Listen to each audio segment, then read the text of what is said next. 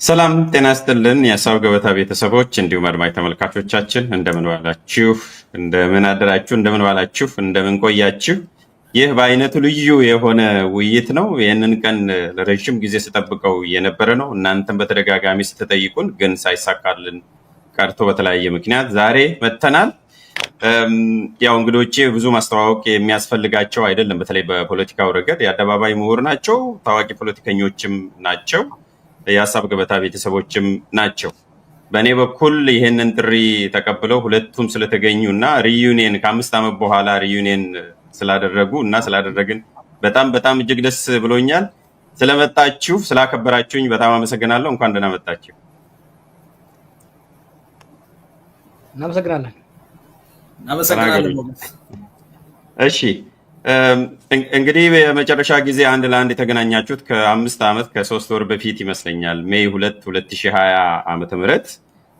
ይሄ በእርግጥ ከዛ በኋላ ባለፈው በአብሮነት የተዘጋጀው ውይይት ላይ አቶ ጀዋርም ተገኝተዋል። ግን አንድ ለአንድ የተገናኛችሁ ዛሬ ይመስለኛል። ለዛ ነው በተለየ መልኩም አንዳች ቁም ነገር አድማጭ ተመልካቾቻችን ያተርፋሉ ብዬም የማስበው ምናልባትም ከዚህ በኋላ ለሚደረጉ የፖለቲካ ውይይቶችና ትብብሮችም መሰረት ጥለን እንሄዳለን ብዬ አስባለሁ። ከዚህ በፊት ምናልባት ከመጀመራችን በፊት አንድ ነገር ትላንትና እና ትላንት ወዲያ የተከሰተዋል ወገኖቻችን ላይ የተሻለ ኑሮን ፍለጋ ከጦርነት ከረሃብ እና ከቸነፈር ሽሽት እየሄዱ በየመን ባህረ ሰላጤ ውስጥ ያለቁ ወገኖቻችን ስላሉ ለነሱ ላይ የደረሰውን ጥልቅ ሀዘን እንደተሰማን በሀሳብ ገበታ ስም መግለጽ እንፈልጋለን። እናንተም ምናልባት ሀሳባችሁ መግለጽ ትችላላችሁ። በእድሜ ልደቱ ጀምር። ጥሩ አመሰግናለሁ ሞገስ። ጀዋርም ስለተገኘህ በጣም አመሰግናለሁ። እንኳን ደህና መጣህ ሞገስ። ጥሩ ነው ያነሳኸው። እኔ ብያሰብኩት ነበረ የውይይታችን መጀመሪያ እንዲሆን እና ሰሞኑን የገጠመው ነገር ያው እጅግ አሳዛኝ ነገር ነው፣ ለመጀመሪያ ጊዜ ባይሆንም እና ለሞቱት ወገኖቻችን ያለንን ጥልቅ ሀዘን እንገልጻለን። በዚህ አጋጣሚ ለወዳጅ ዘመዶቻቸውም ደግሞ መጽናናት እንመኛለን። እና እንግዲህ የሀገራችን ወቅታዊ ሁኔታ ካልተቀየረ፣ ዜጎች የሚኖሩባት ሀገር ካልሆነች ያው እንደዚህ አይነት ዜና እየሰማን መቀጠላችን የሚቀር አይደለም የሚሆነው እና የተሰማው ዜና በጣም አሳዛኝ ነው እና ልባዊ ሀዘኔን በዚህ አጋጣሚ ገልጻለሁ። እሺ ጀዋር። ሞገስ አመሰግናለሁ። ልደቱም እንኳን በዳግም ተገናኘን። እንግዲህ የሚያሳዝን ነው። አይ ቲንክ በ2 ወር ውስጥ ይሄ ለ3ኛ እና 4ኛ ጊዜ የሆነ ነው። ወደ አረብ ሀገር የሚሰደዱ ወጣቶች ቁጥር በብዙ እጥፍ ጨምሯል ባለፉት 2 ዓመታት። ለዚህ መንስኤው ደግሞ ዋነኛው በጦርነት ምክንያት የጦርነት እየሸሹ የሄዱ፣ በተጨማሪ ደግሞ እየተባባሰ የመጣውን የኑሮ ውድነትና ስራ እጦት ለመቋቋም አቅቷቸው የሚሄዱ ናቸው። ለዚህ ማስረጃው አብዛኞቹ ልጆች ከትግራይ፣ ከአማራ ክልልና ከኦሮሚያ ክልል የሚሄዱ ወጣቶች ናቸው። what do they have in common? እነዚህ 3ቱ ክልሎች ጦርነት የወለደው አስከፊ ድህነት ነው እና የጦርነት እስካልቆመና ኢኮኖሚው እስካላንሰራራ ድረስ ሳድሊ እንደዚህ ሀገራቸው ላይ በጦርነት ይረግፋሉ፣ ራብ ይረግፋሉ። ከዛ ለማምለጥ ሲሄዱ ደግሞ በጦርነት ይረግፋሉ። ይሄ ይቀጥላል። ለዚህ ነው ለውጥ ማምጣት አስፈላጊ ሆኖ የሚታየው። ነፍስ ይማር፣ ቤተሰቦቻቸውንም አላህ ያበረታታቸው እላለሁ። እሺ በጣም አመሰግናለሁ። እንግዲህ ከሀዘኑ ባሻገር እንዳልከው የሀገራችን ገጽታና መገለጫም እየሆነ መጥቷል። በየዕለቱም ሻማ እያበራንና እያለቀስን ብቻ መቀጠሉ መሰረታዊ ለውጥ አያመጣም የሚል ነው። እንግዲህ እሱን በዛ እንያዝና ተመልሰንም ሌሎች ጉዳዮችንም በሌላ መልኩ ስለምንመጣበት እስቲ እንደ መነሻ እንዲሆንን የመጀመሪያ ጥያቄ ኢትዮጵያ ያለችበትን ሁኔታ ለመገምገምም ለማወቅም እንዲመች ቀጥታ ወደ ሌላ ጉዳይ ከመግባታችን በፊት የዛሬ 5 ዓመት አንተና አቶ ልደቱ ስትገናኙ፣ ሁለታችሁ ስትገናኙ በነበረችው ኢትዮጵያ እና ዛሬ ባለችው ኢትዮጵያ መካከል ያለው አንድነትና ልዩነት ምንድን ነው? ከዛ ብንጀምር የተሻለ ነው የሚሆነው። ሁኔታ ግምገማ መሰረት ስለሚጥልልን ከዛ ብንነሳ የተሻለ ነው የሚሆነው እና አንዳችሁ መጀመር ትችላላችሁ። ከጀዋር እንጀምራለን። እሺ አይ ቲንክ ያኔዋ ኢትዮጵያ ማውደር ራሱ ይቻላል። ያኔዋ ኢትዮጵያ መጣ የዛሬው ኢትዮጵያ ብታይ ራሱ እንተዋወቃለን ወይ ብላ ነው የምጠይቀው። ምክንያቱም ያኔ የፈራነው ስጋት በእጥፍ ድርብ ነው የመጣው። የዛ ጊዜ አሁን ሁሉ የሚደጋግሙን ነገር መስከረም በኋላ ህጋዊ መንግስት አይኖርም፣ ይሄ ደግሞ ሀገርን ወደ ምስቅልቅልነት ያስገባል ብለን ማስተካከያ ስናደርግ ሲቀልሉ ነበር። እስካሁን ራሱ ሲቀልሉ ሳይ በጣም ይገርመኛል። ያ የነበረው ኮቪድ የፈጠረውን እድል ተጠቅሞ ወደ ግጭት እየሄደ የዛ ጊዜ ግጭት አልተስፋፋም ነበር በምዕራብ ኦሮሚያ አካባቢ ወለጋ አካባቢ እንጂ በትግራይ ቴንሽን ብቻ ነው እንጂ ወደ ጦርነት አልተገባም ነበር። ከዛ ወዲህ ነው እንግዲህ ትግራይ ውስጥ ያን ሁሉ ህዝብ የፈጀ ሀገርን ያደቀቀ ጦርነት ካሄደ ኦሮሚያ ውስጥ በምዕራብ በኩል ጀምሮ የነበረው ጦርነት ክልሉን ሙሉ በሙሉ አዳረሰ። አማራ ክልል ፈንድቶ አሁን በምናየው ሁኔታ ነው ያለው። የጦርነቱ ኢትዮጵያ ጦርነቱ ቆይታለች ለረጅም ጊዜ፣ ግን እንደባለፉት 7 ዓመታት ሀገር አውዳሚ ህዝብ አውዳሚ ጦርነት ሆኖ አያውቅም። ይሄ ደግሞ የሀገርን ካፓሲቲ የመንግስትን ካፓሲቲ በጣም አዳክሞታል። ከዚሁ ጋር ተያይዞ የኢኮኖሚክ መሽቆልቆሉ የኢኮኖሚ ውድቀቱ ከጠበቀው በላይና በጣም አደገኛ በሆነበት አሁን ለማንም መንገድ አስፈላጊ ያልሆነበት ሁኔታ ውስጥ ገብተናል። በሴኩሪቲ ረገድ በሀገራችን ምናልባት ለመጀመሪያ ጊዜ ዜጎች በዋና ከተማ ዙሪያ ያሉ ዜጎች በጠረፍ ሪሞት ኤሪያ ምንለው ፐሪፌሪያል ምንለው ሳይሆን ድሮ ሴኩር የሆነ የሃይላንድ ፕላቶ ሴትለር የሆነ ሴትልድ ካልቸራሊስት የሆነ ማህበረሰብ አርሶ የማይገባበት ነጋዴ ወጥቶ የማይገባበት ከዚህ ጋር ተያይዞ የሀገር ውስጥ ንግድ የሀገር ውስጥ እርሻ ምርት የቀነሰበት የውጭ ኢንቨስትመንት የደረቀበት ይሄ ኢኮኖሚን በጣም ያዳከመበት ሁኔታ ያለው። ሶስተኛውና ትልቁ ውድቀት ደግሞ የዲፕሎማሲ ውድቀት። የዲፕሎማሲ ውድቀት ብዙ ጊዜ አቴንሽን ሰጥተን አልተወያየ ነው። ኢትዮጵያ አሁን ያለችበት የዲፕሎማሲ ውድቀት it's incredible። ኢትዮጵያ ያኔ እኛ ውይይት ስናደርግና ፓርን ስናደርግ ገና ነበር እየጀመረ ያለው። ኢንፋክት ኖቤል ሽልማት የተገኘበት ብዙ ነገር የሚደረግበት ጊዜ ነበር። ከዛ ወዲህ ግን አንከር ስቴት ወይም የዛ አካባቢ የጸጥታና ደህንነት ምሰሶ ተብላ በመስራቅም በምዕራቡም የሚፎካከሩባት ሊዛመዷት የሚፎካከሩባት ሀገር ዛሬ ውልቅልቋ ወጥቶ የአካባቢው የጸጥታ ችግር አምራችና አከፋፋይ ኤክስፖርተር ኦፍ ኢንሴኩሪቲ ወደሚል ገብተው ያኔ ፓራያ ስቴትስ ሲባሉ የነበሩ እንደ ኤርትራ አይነት የአካባቢው የመረጋጋት ተምሳሌት እየሆኑ ኢትዮጵያን ለመተካት የሚሄዱበት ኬንያ የዲፕሎማቲክ ድሮ እንግዲህ እንደምታውቀው የአፍሪካ ህብረት ስላለ ብቻ ሳይሆን ካለው ስቴት ጥንካሬ የተነሳ ኢትዮጵያ የምስራቅ አፍሪካ ዋና የዲፕሎማሲም የሴኩሪቲም ማዕከል ነበረች። አሁን ግን የዲፕሎማሲ ማዕከሉ ወደ ናይሮቢ ሄዷል። የሴኩሪቲ ማዕከሉ ወደ ተለያየ አካባቢ ነው እየሄደ ያለው። ድሮ ሶማሊያን ለማረጋጋት ኢትዮጵያ ነበረች የምትጠራው፣ ሱዳን ለማረጋጋት ኢትዮጵያ ነበረች የምትጠራው፣ ደቡብ ሱዳን ለማረጋጋት ኢትዮጵያ ነበረች የምትጠራው። ዛሬ ሱዳን ሲጠራ ኢትዮጵያ ያለመረጋጋቱ አካል ተብላ ነው የምትጠራው። ከጅቡቲ ጋር ግጭት ውስጥ ያለ ነው፣ ከሶማሊያ ጋር ግጭት ውስጥ ያለ ነው፣ ከኬንያ ጋር ፈዘዝ ያለ ግንኙነት ያለው፣ ከሱዳን ጋር የግጭቱ አካል ነው ያለ ነው፣ ከኤርትራ ጋር ወደ ጦርነት እያቀናን ያለበት ቦታ ነውና ሁሉም መለኪያ ስታየው አሁን ያለው ኢትዮጵያ የዛሬ 5 ዓመት ካለው በጣም የተዳከመ ኢኮኖሚያዊ፣ ማህበራዊና ፖለቲካዊ እንዲሁም የጸጥታ ሁኔታ ላይ ያለው። ምናልባትም በዛው ማድረስ እንድታረጉ ልደትም እንዲጨምርበት የምፈልገው ጀዋርም ትመጣለህ። በሁለቱ መካከልስ ግንኙነት ለምሳሌ እዛ ጋር የተጣለው እርሾ ዛሬም ለደረስንበት ቀውስ ምክንያት ነው ወይ? እዛ ላይ የሆነ ነገር ብሬክ ብናደርግ ለውጡ ይመጣ ከዚህ የተሻለ ነገር ይኖር ነበር ወይ የሚለውንም የምክንያትና የውጤት ግንኙነትም እንድጨምሩልኝ እፈልጋለሁ። ልደት ዌል ጥሩ ነው ያነሳው ሞገስ። አብዛኛውን ሄዶበታል ጀዋር። እንዳው ትንሽ ለመጨመር ያህል አንዱ አሁን እንዳልከው እንግዲህ ከ5 ዓመት በላይ ሆነው ያ እኔና ጀዋር በመገናኛ ብዙሃን በቴሌቪዥን ቀርበን የታየንበት። ከዛ በፊት በቪኦኤ አንድ ጊዜ የጋራ ኢንተርቪው እንዳደረግን አስታውሳለሁ። እኔና ጀዋር ከረጅም ጊዜ ጀምሮ እንደዋወላለን፣ ተገናኝተን እንነጋገራለን። የፖለቲካ ልዩነትን ፐርሰናል አድርገን ወስደነው አናውቅም። ነገር ግን በቴሌቪዥን ወጥተን ስንከራከር ስንወያይ ያ የመጀመሪያችን ነበር ኦኤምኤን ላይና አይ ቲንክ ለውጡን ራሱ ያኔ የተፈጠረው ስሜት እና አሁን ያለው ስሜት የሚናገር ይመስለኛል። ያኔ እኔና ጀዋር ለምን አንድ ላይ ቁጭ ብለው ታዩ ተብለን ከፍተኛ የሆነ ነውጥ ነበር የተፈጠረው። አቧራው ነበር የጨሰው።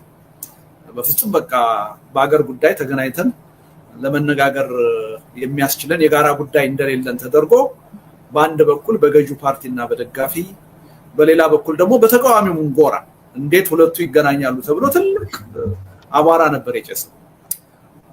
የዛሬው ውይይታችንም ገዢውን ፓርቲ ምናልባት በተመሳሳይ ሁኔታ ሊያስደነግጥ እንደሚችል እገምታለሁ። ምናልባት ይሄኛውን ጣልቃ እንዳው ላስታውስ በመልስ ስትሰጥ ከኢሳያስ አፈወርቂ ይልቅ ጀዋር መሐመድ ይቀርበኛል ብለህ ተናግረህ ነበር። የዛሬ አምስት ዓመት እንደዛ ብሎ ለመናገር ሁሉ የሚያስገድድ ነበር። አሁን ይሄ ንግግር ምንም ያን ያህል የተለየ ንግግር አይደለም፣ ግን ያን ያህል ለመናገር የሚያስገድድ ነው የነበረው እና ያኔ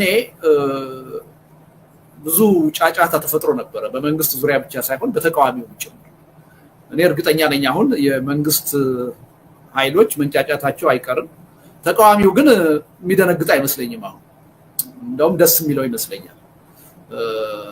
የሚጠብቀው ነገር ነው ብዬ አምናለሁ። ይሄ ለውጡን ያሳያል። ያኔ በመካከላችን አሉ የምንላቸው የፖለቲካ ቅራኔዎች፣ ችግሮች ከአሁኑ ጋር ሲነጻጸር ኦልሞስት ኢምንት ነበሩ ማለት ይቻላል። ቅልጦት ሆነዋል። አሁን እድሜ ለፒፒ በዛ ጊዜ የነበሩትን ልዩነቶች አሁን ቅልጦት አድርጓቸዋል። እና እኔ ሁለት ነገሮችን በማየት ያኔ የነበርንበት ጊዜና አሁን ያለንበትን ሁኔታ ማነጻጸር የሚቻል ይመስለኛል። ያኔ አሁን ስናነሳ የነበረው ነገር በስልጣን ላይ የነበረው መንግስት በህገወጥ መንገድ ስልጣኑን ማራዘም የለበትም የሚል ነበር። ይሄ አደገኛ አካሄድ። ለምን በዛን ወቅት በስልጣን ላይ የነበረው አካል ኢትዮጵያን ወደ በጎ አቅጣጫ ይለውጣል ተብሎ ተስፋ የተጣለበት አካል ነው የነበረው። ይሄ አካል ህግን ጥሶ የራሱን ስልጣን በህገወጥ መንገድ ማራዘም ከቻለ ወደፊት ትልቅ አደጋ ይዞ ይመጣል የሚል እምነት ስለነበረ አንደኛ የህግ መጣስን ነው ስንቃወም የነበረው።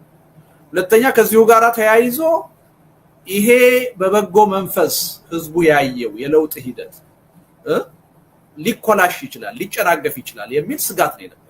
የለውጥ ሂደት አሁን ከህግ የበላይነት ጥያቄ ከለውጥ ሂደት መስመርና መጨናገፍ ጥያቄ አልፈን እንደ አገርና ህዝብ መንግስት ኖሮን እንቀጥላለን ወይስ አንቀጥልም የሚል የህልውና ፈተና ላይ ወድቀናል። እና ሰፊ ልዩነት ነው ያለው ማለት ነው። እና በእርግጥም ያኔ ያነሳናቸው ስጋቶች የነበሩን ስጋቶች ምን ያህል ተጨባጭ ስጋቶች እንደነበሩ ወደፊት ሊመጣ የሚችለውን ደግሞ አደጋና ችግር አስቀድመን መገመትና ማሽተት ችለን እንደነበረ ያሳየ መድረክ ነው የሚመስለኝ። እና እርግጠኛ ነኝ አብዛኛዎቹ ተመልካቾች ያን ወደ ኋላ መለስ ብለው ማስታወስና ሊወሰድ የሚገባውን ትምህርት ይወስዳሉ የሚል እምነት አለኝ። እና ስፋቱ ከፍተኛ ነው ማለት እችላለሁ። ነገር ግን እንደው በዚህ አጋጣሚ ሞገስ አንዳንድ ሚዲያዎች ላይ አንዳንድ ትችቶች ከዛ መድረክ ጋር ተያይዞ ሲቀርቡ እሰማለሁ። ጀዋርና ልደቱ ከመስከረም 30 በኋላ መንግስት አይኖርም ይፈርሳል ብለዋል እየተባለ ሲነገር እሰማለሁ። እንደዛ አላልንም፣ እኛ ልንልም አንችልም። ያልነው ህጋዊ የሚባል መንግስት አይኖርም ነው ያለው እንጂ በህገወጥ መንገድ መንግስት ሊቀጥል እንደሚችል እናውቅ ነበር፣ በግልጽም ስንናገር ነው የነበረው። ይሄን ሁኔታ ግን በተዛባ ሁኔታ ወስደው የመንግስት እድሜ ከመስከረም 30 በኋላ እንደሚያልቅለት እንደሚፈርስ አድርገን ያልተገባ ግምገማ እንዳደረገን የሚናገሩ ሰዎች አሉና እንደው በዚህ አጋጣሚ ሁኔታ ጉዳዩ ስለተነሳ ማረሙ ተገቢ ነው ብዬ ነውና ሰፊ ነው ለውጡ ለማለት ነው። በአጠቃላይ አመሰግናለሁ። እዚህ ላይ ምናልባት ጀዋርም የሚጨምር ነገር ካለ እንዳውም አንዱ የሚሉት ይዤዋለሁ ምንድነው ከአማካኝ በታች ደካማ የሆነ መንግስት ነው ያሉት። የመስከረም 30 ቀጠሮ የተሰጠው መንግስት ይሄው 5 ዓመታትን ተጨማሪ የስልጣን ዘመን ይዞ ቀጥሏል የሚል ነው። ማንሳት ካልቀረ ኢን ኤ ዌይ እነሱ ያሉት ከመስከረም 30 በኋላ መንግስት የለም ብለው መንግስት 5 ዓመት ከዛ በኋላ ቀጥሏል የሚል ነው እንደ ትችትም የሚቀርበው። እንኳንም ማነሳው ጀዋር የምትጨምረው ነገር አሁን በተነሱት ነገሮች ያኔም ዛሬም እኮ ከነሱ ጋር ያለ ልዩነት ግልጽ ነው። ያኔም እኔም ልደቱም አይ ቲንክ ግርማ ጉተማ መሰለኝ ኢንተርቪው ያደረገን ስናገር ያሳሰበን የሀገር ህልውና ነበር። የሽግግሩ ከዛም ደግሞ የሀገር ህልውና ስላሳዘበን ከመስከረም 30 በኋላ በተለይ እዛ ጊዜ ከህወሓት ጋር የነበረው ሽኩቻ እየከረረ ስለሄደ መቀሌና አዲስ አበባን የሚያስተሳስረው ህገ መንግስታዊ ሂደቱ ስለሆነ ከመስከረም 30 በኋላ የሚኖረው መንግስት በውይይትና በስምምነት ካልሆነ የሚያስተሳስረው ገመድ ይበጠሳል። ይሄ የመንግስትን ቅቡልነትና ህጋዊነት በማሳጣት ወደ ግጭት ያመራል። ይሄ ደግሞ ለሀገር ጠንቅ ይሆናል ነው። ያኔም ግን እነሱ ፎከሳቸው ምንድነው? ወንበሯ ነበረች። ከዛ ወዲህ በወንበሯ ቆይተዋል። ቆይተዋል። ግን ያኔ የነበረው የኢትዮጵያ መንግስትና ዛሬ ያለው የኢትዮጵያ መንግስት እኩል ነው አይደል? ዛሬ ያለው የኢትዮጵያ መንግስት የተሽመደመደ ትግራይ የኢትዮጵያ ፕራክቲካሊ የኢትዮጵያ መንግስት አካል አይደለችም። ዛሬ ፕራክቲካሊ ስፒኪንግ ዝም ብሎ ቴሪቶሪያል ኢንቴግሪቲ ምናምን ካላለ በስተቀር በፌደራል መንግስትና በትግራይ መካከል ኮሄሲቭ የሆነ ስቴት አይደለም ያለው። አብዛኛው የአማራ ክልልና አብዛኛው የኦሮሚያ ክልል ከመንግስት ቁጥጥር ውጭ ነው ያለው ኢንክሉዲንግ ሱሉልታ ከሱሉልታ ወጣ ስትል ማለት ነው። እና ምንድነው ስልጣን የመንግስት ፓወር ሲባል ኢትስ አቢሊቲ ቱ ብሮድካስት ፓወር ቫዮለንስ ኮንትሮል ማድረግ በዛ ክልል ውስጥ ያለው ማህበረሰብ ለመቆጣጠር እና ሰርቪስ ፕሮቫይድ ለማድረግ ያለው ካፓሲቲ ነው። አብይ በወንበሯ ቆይቷል። የአብይ ወንበር ግን ከኮሪደሩ አያልፍም። አሁን የኮሪደሩ መብራቶች አሉና የአብይ ስልጣን ከኮሪደሩ አያልፍም። ሳድሊ የአብይ ስልጣን ብቻ አይደለም የኢትዮጵያ ሀገረ መንግስት ስልጣን በኮሪደሯ ሊሚትድ ሆነ። ቅድም አነሳሁልህ ዛሬ ያለው ኢኮኖሚና ያኔ ያለው ኢኮኖሚ አይመጣጠንም። ያኔ የነበረ የዓለም ቅቡልነትና የዲፕሎማሲ ቅቡልነት ዛሬ እኮ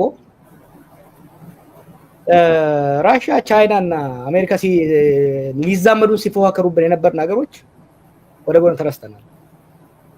ዛሬ ለአፍሪካ ምስራቅ አፍሪካ የዲፕሎማሲ ጉዳይ ናይሮቢ ነው የሚካሄደው። እኛ የችግር መንስኤ ሆነን ታይተናል። ዲፕሎማሲ የደረሰብን ኪሳራ ቀላል ኪሳራ አይደለም። ወንበር ይዞ መቀጠል ሊሆን ይችላል። አሰድ የሲሪያው አሰድ ሁሌ እንትን ብለው 13 ዓመት በስልጣን ላይ ቆየ። ግን ወንበሯን ብቻ ነው እንጂ የያዘው የመንግስት አቅም የተሽመደመደ ሄዶ መጨረሻ ላይ በሁለት ሳምንት ውስጥ ተቃርቦ ጠፋ ማለት ነው። እና ያ ድክመት አለ። አይ ቲንክ አያይዘህ አንዱ ያኔ ለኔም መታሰር እና ሌሎች ነገሮች ታይዞ የመጣው ከልደቱ ጋር የነበረው ኢንተርቪው በጣም ወሳኝ ነበር። እዛም ሲያዩቁኝ ነበር። አንድ የተረዳሁት ነገር ነበር። ልደቱ አርሚ የለውም፣ እኔም አርሚ የለኝም።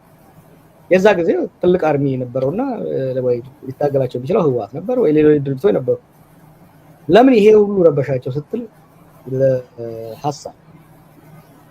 ለሐሳብ ባትልፊልድ ዝግጁ እንዳልሆኑና ለዛ ብቃት እንደሌላቸው ያ እንደሚያስፈራቸው አንድ። ሁለተኛ የኢህአዴግ ልጆች ስለሆኑ ኢህአዴግ ደግሞ ሜን ኦብጀክቲቭ ሞን ስትራቴጂው ከፋፍለ ግዛት ተቃዋሚውን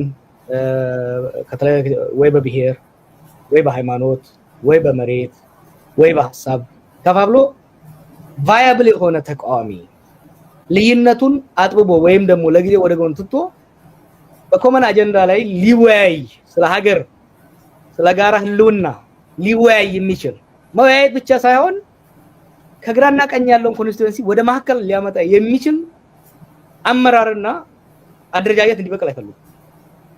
the fact that የልደቱ አመለካከት ምን እንደሆነ ይታወቃል። የኔ አመለካከት ምን እንደሆነ ይታወቃል። ምናልባት ዛሬ የተበለጠ እንቀራረባለን፣ ያኔ እንራራቅ ነበር።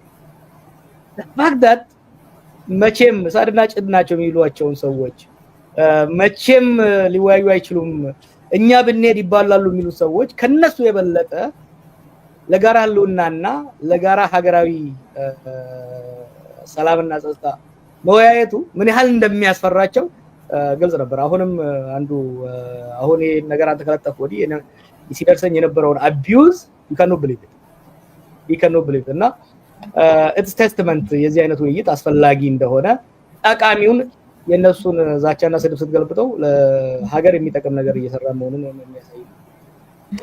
ጥሩ መልካም። ምናልባት ልደት የምትጨምር ነገር ካለ እዚህ ጉዳይ ላይ አጠር አድርገህ ትጨምራለህ ወደሚቀጥለው ጥያቄ ከመሻገሬ በፊት።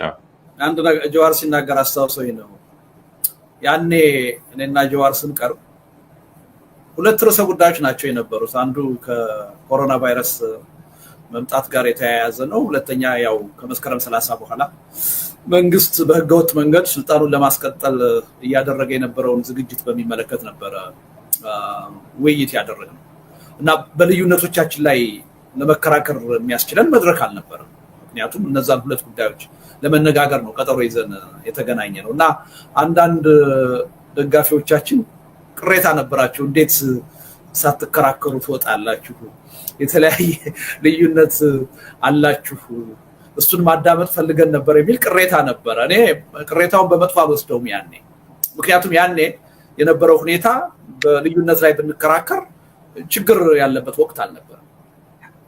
እንዳውም ታስታውስ እንደሆነ ጀዋር አወያዩ ግርማ ነበር አይደለም ያኔ። ከሱ ጋር ሁሉ ተነጋግረን መጨረሻ ላይ ቀጠሮ ለመያዝ ሁሉ እየተዘጋጀን ነበረ። አንዳንድ ክርክሮችን፣ የተሻሉ ውይይቶችን በልዩነቶቻችንም ላይ ለማድረግ ቀጠሮ እያያዝን ነበረ። ያው መንግስት ተደናገጠ። ከዛ በኋላ እኔንም እሱንም ወደ እስር ቤት ወረወረን እንጂ ባይሆን ኖሮ ተገናኝተን መከራከራችን አይቀርም ነበረ። ነገር ግን አሁንም ምናልባት ያን የሚጠብቁ ሰዎች ሊኖሩ ይችላሉ። አሁን እሱን አገዛዙ ቅልጦት አድርጎታል። እውነቱን ለመናገር በጀዋር በኩልም ተመሳሳይ ስሜት ያለ ይመስለኛል። የመከራከር አፒታይት አሁን እኔ የለኝም። ምክንያቱም ፋይዳ የለውም። የሁላችንም ህልውና፣ የህዝባችንም ህልውና ከባድ የሆነ አደጋ ውስጥ ነው ያለው፣ ጥያቄ ውስጥ ነው ያለው። በዚህ ወቅት በኢኮኖሚ መስክ፣ በማህበራዊ፣ በፖለቲካ፣ በዲፕሎማሲ ምን ልዩነት አለን፣ ምን አንድነት አለን እያልን መከራከሩ ምንም ከጊዜው ጋር የሚመጥን አይመስለኝም። አሁን የጋራ ጉዳዮቻችን ላይ፣ የህልውና ጉዳያችን ላይ አተኩረን በጋራ እንዴት ነው መስራት ያለብን፣ እንዴት ነው መተባበር ያለብን፣ ተባብረን የህዝቡን ትግል አጠናክረን ለውጤት የምናበቃው፣ ለድል የምናበቃው እንዴት ነው በሚለው ላይ ነው ጊዜያችንን ማጥፋት ያለብን ብዬ ነው የማምነው። እና ምናልባት ያኔ ለምን አልተከራከራችሁም ያላችሁን ሰዎች አሁን ይኸው ሳናስበው ሁላችንም ጊዜው አለፈበት እና መከራከርን ራሱ አገዛዙ ቅልጦት አድርጎታል እና እሱን ብዙ አትጠብቁ ማለት ነው። ግን በመሃል ደግሞ የሚያወያየን የሚያከራክረን ነገር ከተነሳ መከራከሩ ችግር የለውም። ዋናው ፍላጎታችን ግን እሱ አይደለም፣ ጊዜው አልፎበታል ማለት ነው። ሞገስ አንድ እዚሁ ጋር ተያይዘው የመጣ ነገር አለና ሰሞኑን አሁን ከወንድምህ ከኦሮሞ አብይ ልደቱ ይቀርብሃል ወይ ከልደቱ ጋር ለምን ትላለህ የሚል ጥያቄ አንስተዋልና I want to clearly respond yes ከአብይ አህመድ ልደቱ ይቀርበኛል። ልክ ልደቱ ለነ ኢሳያስ ያኔ ያለው ለምን እኔ እስከማውቀው ድረስ ልደቱ አያሌው የኦሮሞን ህዝብ እየገደለ አይደለም፣ ህዝብ እያፈናቀለ እየዘረፈ አይደለም። እንወያይ፣ እንታረቅ፣ ሀገራችንን ህዝባችንን በጋራ ውይይት እናድን ነው እያለ ያለው። አብይ አህመድ በተቃራኒው የኦሮሞን ህዝብም ሌሎች ብሔር ብሔረሰቦችንም እየጨፈጨፈ እየገደለ ሀገርን እያደህየ ሀገርን እያደማ በአለም ላይ እያዋረደን ለሁለት ዓመት ኢስት አፍሪካ ላይ ነበርኩ። የዛ አካባቢ አመራሮችን ሳገኝ ምንድነው መግቢያ ነው የምታጣውና ያ ጥያቄ ስላለ እንደው ሼም ለማድረግ የሚፈልጉት ነገር ስላለ አጌን እኔ መቼም ቢሆን ለሰላም የሚቆም ጦርነት ለማስቆም የሚቆም ለነጻነትና ለዲሞክራሲ የሚቆም ሰው ይቀርበኛል። የናቴ ልጅ ከናቴ አብራክ የወጣ አንድ ጡት አብረን የጠባን ሰውም ቢሆን ህዝቦችን የሚገል የሚጨፈጭፍ የሚዘርፍ ሊቀርበኛ አይችልም። ከባዕድ ከሩቅ አይደለም አንድ ሀገር ያንድ ዜጋ ያንድ ፓስፖርት ያለን ሰዎች ተውና ለምን ከቻይና አይመጣም? ለሰላም የሚቆም ለዲሞክራሲ የሚቆም ለእኩልነትና ለፍትህ የሚቆም ኃይል ይቀርበኛል ለማለት ያለው። በጣም ጥሩ። እግረ መንገዱንም ያነሳው ነገር ቀድማችሁ ነካካችሁት ጥያቄ አለ። እንግዲህ ኢምፕሊሲትሊ የተስማማችሁ መስሎኝ ነው። አሁን የገጠመን የፖለቲካ ቀውስ አቶ ልደቱ የህልውና አደጋ ብሔራዊ ህልውና አደጋ አድርጎ ነው ብሔራዊ የሚለውን እኔ የተጠቀምኩት ሀገራዊ ህልውና አደጋ ነው ብሎ ነው። ስለዚህ የግለሰብም የቡድንም ሳይሆን በአገር ደረጃ ህልውና አደጋ የገጠመን መፍትሄውም በዛው ልክ ነው መሆን ያለበት የሚል ከዓመት በፊት ጽፏል። አሁን በተደጋጋሚ እየጻፈ ነው። ምናልባት ጀዋር በተደጋጋሚ ስትናገር የነበረው የዚህ መንግስት ባህሪ ከዛም አልፎ ደግሞ በኦሮሞ ህዝብ ላይም ሲያደርስ የነበረውን ባለፈውም ውይይት ላይ ስትናገር ነበር በተገናኛችሁት መድረክ ላይ። አንተ ትጋራዋለህ ወይ? አሁን የገጠመን ኮሌክቲቭሊ የህልውና አደጋ እንደገጠመን ትጋራለህ ወይ? ወደ ለመሸጋገር ስለፈለጉ ይሄን ነው ማለት አሁን የገጠመን ችግር እንዴት ነው ማለት ነው። ሰብሰብ አድርገን ብንገልጸው ታክስም ብንሰጠው እንዴ ባለፈው መጀመሪያ ኢንተርቪው መስጠት ሲጀምር ከአንተ ጋር ስንወያይ ያልኩት ተረት ነበር አይደል? ማታጅሩት ሩፈመረን በአለ ጭንቅላት ላይ ነው ጥምጣም ተጠመጠመው። ቀደም እኮ ልደቱ ቅንጦት ናቸው እና ልደቱ በህገ መንግስት ጉዳይ ብንከራከር በጣም ደስ የሚል ክርክር እናደርጋለን። ምን ጥያቄ የለውም። ልዩነቶች አሉን። እነዛ መከራከር ፈልጋለሁ አንድ ቀን I want to debate, I want to negotiate. እነዛ መከራከር ፈልጋለሁ። ዛሬ ግን እንደዛ አይነት ክርክሮች መግባት ጥንጦት ብቻ ሳይሆን አደገኛም ነው። ገደል እየገባ ያለ አውቶቡስ ውስጥ ሙዚቃውን ቀይርልን አይነት ክርክር። ሙዚቃው የፍቅር ይሻላል የሽለላ እንደማለት ነው። አሁን እኮ ያለው የሀገርና የህዝብ የህልውና ስለ የመፈክር አይደለም። ይሄ ሌላ ጊዜ ነው የሚባለው አይደለም። ሀገር የመፍረስ ህዝብ የመበታተን በአንድ ጊዜ ሲቪር የሆነ የፖለቲካ ቀውስ፣ የጸጥታ ቀውስ፣ የዲፕሎማሲ ቀውስ እና የኢኮኖሚ ቀውስ ስለ ሲቪር አይ ዶንት ኖ በአማርኛም እንደሆነ በጣም ሲቪር የሆነ የተገናኘበትና ሀገር እንደ ሀገር የመቀጠል ሀገር ስልህ ደግሞ አንዳንዴ ሌሎች እንደሚሉት ይሄ ተበታትነን ዩጎዝላቪያ እንሆናለን። እኔና ልደቱ የዛሬ 5 ዓመት ስንወያይ ዩጎዝላቪያን ለማስቀረት ነበር። ዛሬ ዩጎዝላቪያ በመንጣሙ you cannot get it. People should be very serious. ኢትዮጵያ አሁን ባለችበት ሂደት ዝም ከተባለ ዩጎዝላቪያ አይደለም የምትሆነው፣ ብትንትን ነው የሚለው። ከፎቅ እንደተወረወረ ማሰሮ ነው የሚሆነው። ክልሎች ራሳቸውን ችለው ዩጎዝላቪያ እንደወጣችው ሰው ከተጨራረሰ በኋላ ሪፐብሊኮች የሚወጡበት ሁኔታ አይደለም ያለውና ኦፍ ኮርስ ያለው ሲቪር የሆነ በጣም ሲሪየስ የሆነ የህልውና አደጋ እንደሆነ ምንም የሚያከራክር አይደለም። ጥሩ እንደያዝነውት እንድትሰጥ ነው። ኦልሬዲ በውይይታችሁ ያንን ኢምፕሊሲትሊ ያልኩት ነው ግልጽ ስለሆነ ልደቱም እየተላለቁ ከመፍረስ የሚል ነውና እንደውም የሚመሳሰል መሰለኝ። አንተም ከ7ኛ ፎቅ ላይ እንደተወረወረ ማሰሮ ነው የሚሆነው። ኢቭን ፍርስራሹም የሚተርፍ የሚጠቅም አይሆንም የሚል ነው። ምናልባት ልደቱ ከዚህ ጋር ሪሌት ታደርጋለህ? አንተ የተጠቀምከው ከዚህ ጋር ተመሳሳይ ናቸው? ያው ብዙ ጊዜ ምለው ነገር ነው። ብዙ ጽፌበታለሁ። እየተላለቁ የሚለው እንዲሁ ዝም ብሎ መፍረስ አይደለም። እንዲሁ እውነቱን ለመናገር አንዳንድ ጊዜ ተናግሬዋለሁ።